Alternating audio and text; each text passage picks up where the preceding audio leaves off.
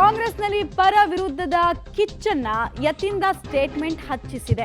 ಯತೀಂದ್ರ ಬಳಿಕ ಕೆಲವು ಸಚಿವರು ಶಾಸಕರು ಕೂಡ ಮಾತಾಡಿದ್ದಾರೆ.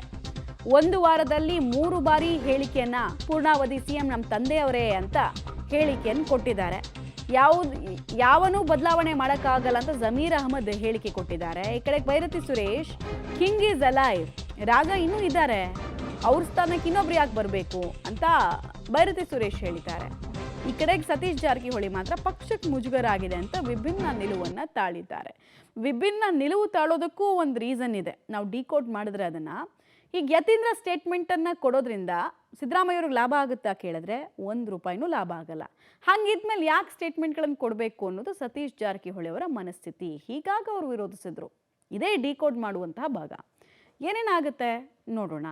ಹೈಕಮಾಂಡ್ಗೆ ಇಲ್ಲಿ ತನಕ ಸಮಸ್ಯೆಯನ್ನು ಮುಂದಾಕೊಂಡು ಹೋಗೋದು ಮಾತ್ರ ಗೊತ್ತಿದೆ. ಈಗ ಸಮಸ್ಯೆ ಎಷ್ಟು ದಿನ ಅಂತ ಹೀಗೆ ತಳ್ಕೊಂಡು ಹೋಗೋಕ್ಕಾಗುತ್ತೆ, ಕಾಲಹರಣ ಮಾಡೋಕ್ಕಾಗತ್ತೆ. ಒಂದು ಸೊಲ್ಯೂಷನ್ ಹುಡುಕ್ಲೇಬೇಕು. ಆ ಸೊಲ್ಯೂಷನ್ ಈ ತಿಂಗಳಲ್ಲಿ ಬರುತ್ತಾ ಅನ್ನೋದು ಪ್ರಶ್ನೆ.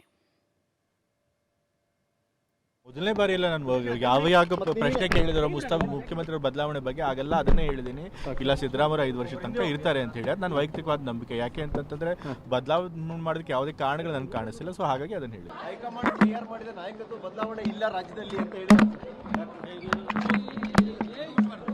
ಹೈಕಮಾಂಡ್ ಏನು ಡಿಸಿಷನ್ ತಗತ್ತದೆ ಅದೇ ಅಂತಿಮ.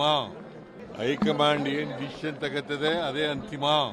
There is no tussle for CM post right now. I have already told you. Now everything is clear. The High Command has clearly said. High Command has clearly said as of now there will be no change in the leadership. ಅವ್ರು ಹೇಳಿದ್ದಾರೆ, ಅವ್ರನ್ನೇ ಕೇಳಬೇಕು ನೀವು ಅಷ್ಟೇ. ಅದು ನಮ್ಗೆ ಗೊತ್ತಿಲ್ಲ, ಅದ್ರ ಬಗ್ಗೆ ನೀವು ಅವ್ರನ್ನೇ ಕೇಳಬೇಕು. ಅದು ಚರ್ಚೆ ಆಗಿದೆ, ಅದ್ರ ಬಗ್ಗೆ ಚರ್ಚೆ ಮಾಡೋಣ.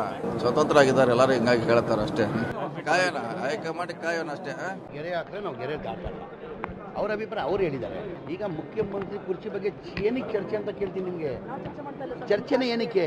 ಆ ಕುರ್ಚಿಯಲ್ಲಿ ಮಾನ್ಯ ಸಿದ್ದರಾಮಯ್ಯ ಅವರು ಕೂತಿದ್ದಾರೆ. ಆ ಕುರ್ಚಿದಲ್ಲಿ ಮಾನ್ಯ ಸಿದ್ದರಾಮಯ್ಯ ಅವರು ಕೂತಿದ್ದಾರೆ. ಅದು ಬದಲಾವಣೆ ಮಾಡಬೇಕಾದ್ರೆ ನಾನು ಮಾಡೋಕ್ಕಾಗಲ್ಲ, ಯತೀಂದ್ರನು ಮಾಡೋಕ್ಕಾಗಲ್ಲ, ಯಾವನು ಮಾಡೋಕ್ಕಾಗಲ್ಲ.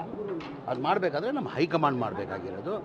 ಹೈಕಮಾಂಡ್ ಏನು ತೀರ್ಮಾನ ಅದಕ್ಕೆ ಕಿಂಗ್ ಇಸ್ ಅಲ್ಲ ಕರೆಕ್ಟ್. ಕಿಂಗ್ ಇಲ್ಲ ಅಂದರೆ ತಾನೇ ಬೇರೆ ಯಾರೋ ಈ ವರ್ಗಗಳನ್ನ ಪ್ರತಿನಿಧಿಸಬೇಕು ಅಂತ ಹರಿಪ್ರಸಾದ್ ಸಾಹೇಬ್ರು ಹೇಳೋದು. ಅದು ಅವ್ರ ವೈಯಕ್ತಿಕ ಅಭಿಪ್ರಾಯ. ನನ್ನ ಅಭಿಪ್ರಾಯ ನಮ್ಮ ಲೀಡ್ರ್ ಇದ್ದಾರೆ, ಅವರು ಡಿಸೈಡ್ ಮಾಡ್ತಾರೆ ಮತ್ತು ಹೈಕಮಾಂಡು ತೀರ್ಮಾನ ಮಾಡ್ತದೆ. ಕಾಂಗ್ರೆಸ್ ಪಕ್ಷದಲ್ಲಿ ಇಂಥ ವರ್ಗಗಳನ್ನ ಮುನ್ನಡೆಸಲಿಕ್ಕೆ ಯಾರು ಸಮರ್ಥರು ಅಂತೇಳಿ ಹೈಕಮಾಂಡ್ ನಿರ್ಧಾರ ಕೂಡ